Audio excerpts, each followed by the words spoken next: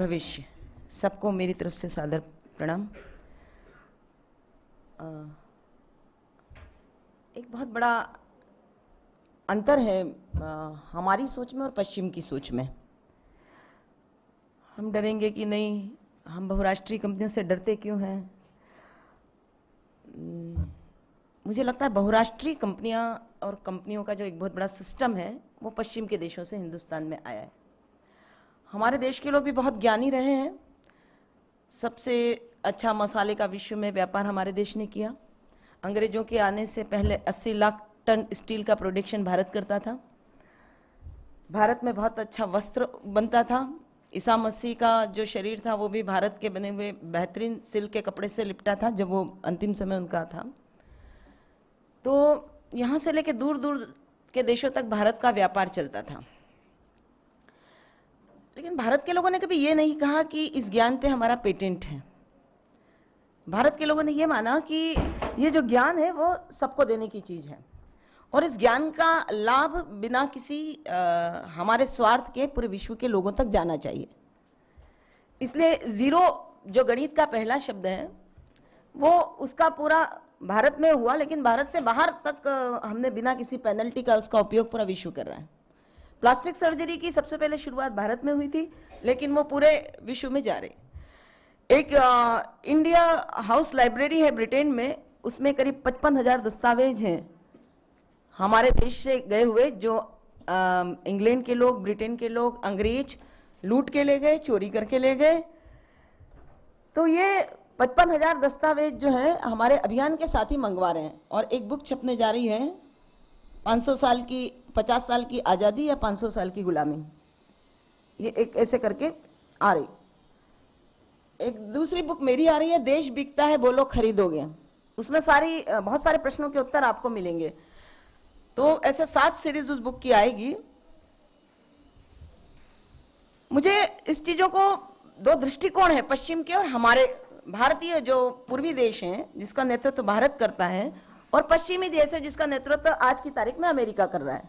पहले कभी Europe England करा करते थे, आज की तारीख में अमेरिका कर रहा है। उनमें दो बहुत बड़े अंतर हैं। भारत मानता है कि विश्व एक परिवार है और परिवार में जो ज्ञान है, जो संपदा है, उसको सबको देनी चाहिए। जितनी आपकी स्थिति है, जितनी आपकी समृद्धि है अंदर की, वो पूरे विश्व को उसका लाभ मिलना चाहिए। यह भारत का दृष्टिकोण है। इसलिए भगवान राम इस देश में पैदा हुए, उन्होंने कई राजाओं को हराया। लंका की भरपूर संपत्ति को लूट के चाहे तो राम अयोध्या में ला सकते थे या भारत में ला सकते थे, पर लाए नहीं। उन्होंने वहीं के व्यक्ति को राजा बनाया और उसकी संपदा को लूटने का मतलब नहीं था, क्योंकि रावण का राज्य गलत था, रावण दुराचारी था, इसलिए वहां विभीषण को बिठाया और उनकी सत्ता उनको सौंप के आ गई। ये भारत की मानसिकता है। ऐसे कृष्ण ने कई युद्ध लड़े। कृष्ण चाहते तो यहां से द्वारका तक बहुत ही युद्ध लड़े और बहुत संपदा चाहते तो लूट के ले जाते, लेकिन लूटी नहीं। कृष्ण ने भी यही किया कि वहां के ही कोई योग्य व्यक्ति को, अयोग्य व्यक्ति को हटा के योग्य व्यक्ति को राजा बनाए। तो ये भारत की संस्कृति है। 5000 साल के भारत के इतिहास में आप मुझे एक भी घटना या रामकृष्ण के समय की एक भी घटना बता दीजिए कि हमने, भारत के लोगों ने संपत्ति कहीं लूट के यहां लाई है। भारत विश्व की संपत्ति लूट के कभी यहां लाई है? अभी इंदिरा गांधी के समय में हमने बांग्लादेश अलग किया, क्योंकि हमसे पंजाब अलग करवाना चाहते थे, हमारे देश के 2 टुकड़े करना चाहते थे, हमने बांग्लादेश अलग करवा दिया, लेकिन बांग्लादेश की संपत्ति को हमने लूटा नहीं। तो यह भारत की संस्कृति है। विश्व एक परिवार है, इसमें लूट की गुंजाइश नहीं है। अमेरिका और पश्चिम के देशों से जो नई उदारीकरण की, लिबरलाइजेशन की जो पॉलिसीज आई है, इसमें विश्व एक बाजार है जिसमें पैसे की झनकार है।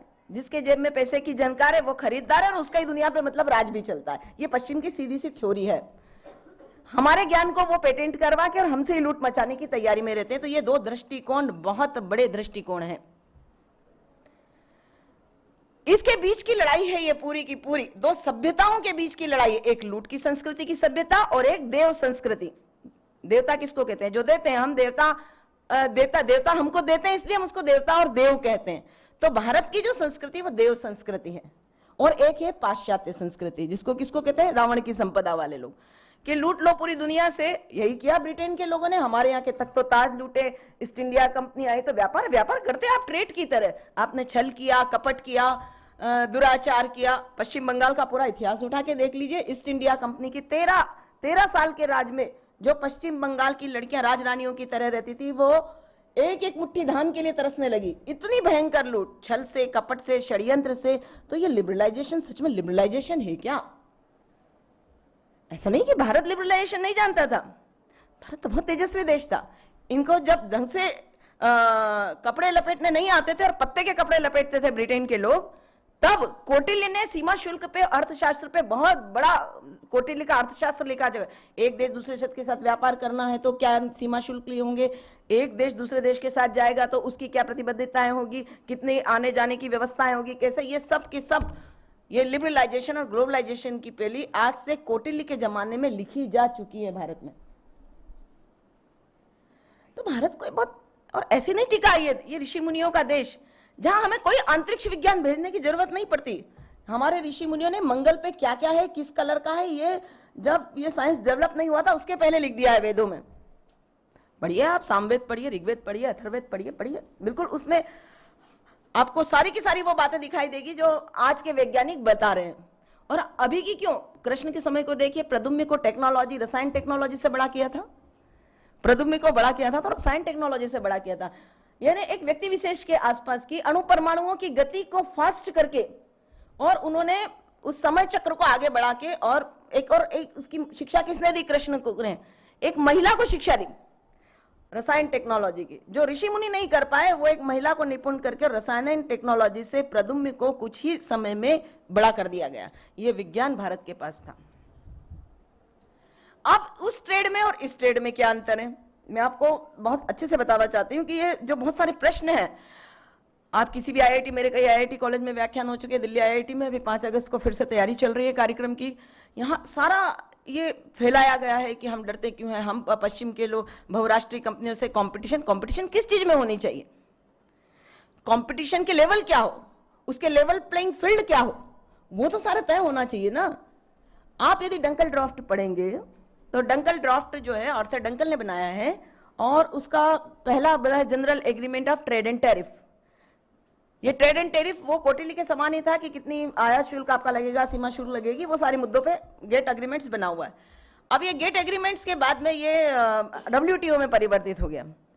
किसी भी विदेश से हमारा व्यापार किन मुद्दों पे और हमारी क्या आवश्यकता है, ये हमारा देश तय करेगा। ये कोई कानूनी व्यवस्था तय नहीं करेगी कि विश्व के कुछ लोग दादागिरी बता के उसको कुछ सत्ताओं को खरीद लेते हैं, देश के बैठे हुए सत्ताधीशों को खरीद के आप पूरे देश को गुलाम बनाना चाहते हैं कि क्या क्या कानूनी मान्यताएं होंगे। वर्ल्ड ट्रेड ऑर्गेनाइजेशन, WTO के सारे क्लॉजेस, मैं आज लाई नहीं हूँ डंकल प्रस्ताव, मुझे लगा कि 1 घंटे में बहुत सारा कुछ नहीं हो पाएगा, फिर कभी अपन चर्चा करेंगे जब समय मिल पाएगा। तो अब इसमें अंतर क्या है, ये फ्री ट्रेड के नाम पे फिर अंग्रेज आए। कौटिल्य के बाद जब इस देश में अंग्रेजों की सत्ताएं आई, अंग्रेजों ने व्यापारी के नाम पे आए, इस देश की जमीनें खरीदी कि हमें थोड़ा बहुत कुछ छोटा मोटा व्यापार करना है, दूसरे राजाओं के साथ साठगांठ की संधि की। इतना छल भारतीयों में नहीं था, लेकिन अंग्रेजों ने वो संधि करके और वहां अपने साम्राज्य स्थापित किए, फिर उनकी सत्ताओं को स्थापित किया। उसके बाद भयंकर लूट, टीपू सुल्तान से लेके तो अभी तक भयंकर लूट मचाई इस देश में। अभी कुछ दिन पहले मैं मेरी माँ के साथ, और हमारे पूरा ग्रुप हैदराबाद का था, तो एक कार्यक्रम के बाद वो मुझे ले गए। भारत सरकार ने इंग्लैंड के लोगों पे, अंग्रेज सरकार के पास से एक मुकदमा दायर करके कुछ ज्वेलरी वापस मंगवाई है, जो तख्त और ताज टीपू सुल्तान की उससे लूटा था, वो ज्वेलरी वापस मंगवाई है। उसका कुछ हिस्सा मैं देख के मेरी आंखें दंग रह गई कि ये बिल्कुल 3rd ग्रेड ज्वेलरी है जो मंगवाई है वापस। और वो हैदराबाद के उसमें आप देख सकते हैं, पूरे जो किला है उसमें पूरी प्रदर्शनी लगी है। एक एक ज्वेलरी इतनी बेहतरीन किस्म की और इतनी महंगी ज्वेलरी थी कि मतलब आज पूरे हिंदुस्तान में ऐसी ज्वेलरी उपलब्ध नहीं है।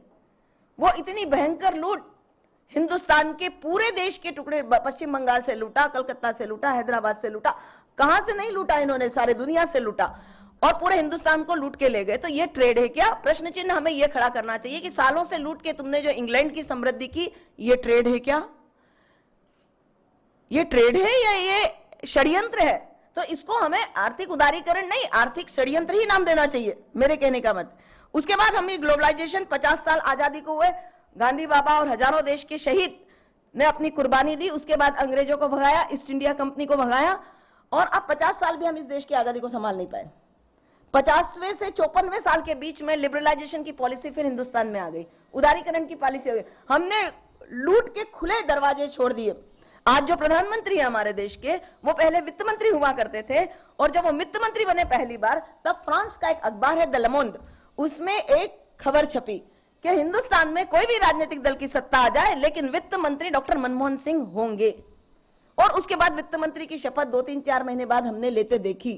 तो मतलब ये हम तय नहीं कर रहे हैं कि हमारे देश के प्रधान कौन होंगे, हमारे देश के नीति निर्धारक कौन होंगे, ये तय रहता है पहले से कि कौन व्यक्ति हमारी फैसिलिटी का और कहां फिट करना है।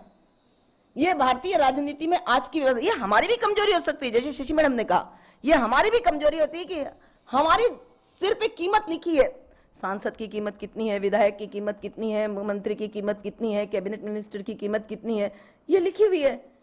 पहले साल में एक घोटाला होता था, फिर 3 महीने में एक घोटाले होने लगे, फिर 2 महीने में, फिर महीने में एक, अब महीने में 5-10 घोटाले, हर तीसरा दिन एक घोटाला आपको सुनने को मिल जाएगा। इसलिए तो हमने देश की आजादी पाई नहीं थी। इससे अच्छा तो गुलाम देश था हमारा उससे पहले। मतलब पहले हमें एक चीज से लड़ना था कि ये अंग्रेज है और इनके खिलाफ हमको लड़ना है, हमारे देश को लूट रहे हैं। अब तो राज अंग्रेज चला रहे हैं और सत्ताधीश हमारे उन्होंने बिठा दिए अपने, बटन वहां से दबता है और नीतियां यहां पास होती